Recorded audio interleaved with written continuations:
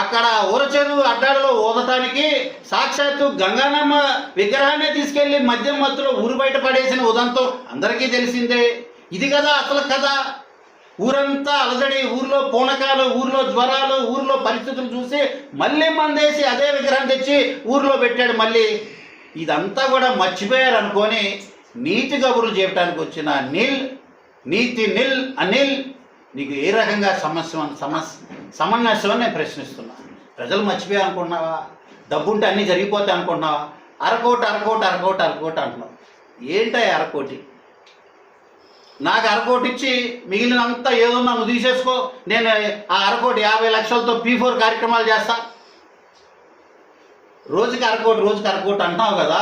మరి 1800 రోజులు 5 సంవత్సరాలు అయితే 1800 రోజులు అంటే 900 కోట్లు. 900 కోట్లలో ఒక్క అరకోటి నాకు ఇచ్చి మిగిలింది నువ్వే తీసుకో. నీకేం కావాలి జల్సాలు తీసుకో. నువ్వు పుట్టు జమీందారు కదా, పుట్టు కోటీశ్వరుడు కదా. అరే మీర్జాపురం హనుమాన్ జంక్షన్లో ఉంది. మీర్జాపురం హనుమాన్ జంక్షన్లో ఉంది. దానికి అర్థం మీర్జాపురం జమీందారు నువ్వా? నువ్వు మీర్జాపురం జమీందారు అయిపోతావు హనుమాన్ జంక్షన్లో పుడితే చెప్పుకోవచ్చు. మీర్జాపురం ఇక్కడే ఉంది, మహారాజులు జమీందారులు ఇక్కడ ఉన్నారు, మా జమీందారులు మా హనుమాన్ జంక్షన్ చెప్పుకో, బాగుంది. అంతే తప్ప నువ్వు పుట్టుకోటీశ్వరుడి, మీ నాన్నగారు ది గ్రేట్, నేను చెప్పకూడదు అనుకుంటున్నా కానీ చెప్తున్నా. సంజీవరావు గారు పెద్ద ఆయన, ఎవరికైనా డాడీయేగా. డాడీ ఎవరికైనా డాడీ అందరికీ డాడీ. మరి ఆ డాడీ మరి జమీందారా, పుట్టు జమీందారా ఉంటే మరి ఆ వైన్ షాప్ దగ్గర ఎందుకంత బకాయిలు? ఇలా మాట్లాడితే నీచంగా ఉంటుంది కదా. అందుకే నేను మాట్లాడను, నేను పరిధి దాటి మాట్లాడను.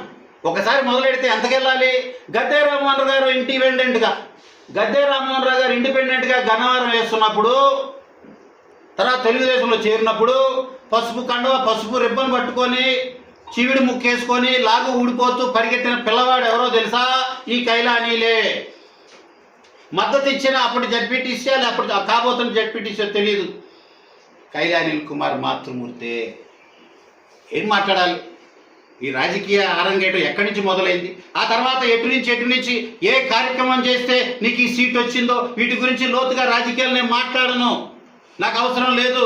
రాజకీయాల సమయం వచ్చినప్పుడు నాకు మాట్లాడే అవకాశం కూడా ప్రజలు ఎవరు. ఎప్పటికీ ప్రజల మనసులో చిరస్థాయిగా ఒక స్థానం సంపాదించుకున్నాడు కుమార్ రాజా. నువ్వు ఏదో మాట్లాడితే ఏదో చెప్తే నమ్మే స్థాయిలో పరిస్థితుల్లో ఎవరూ లేరు.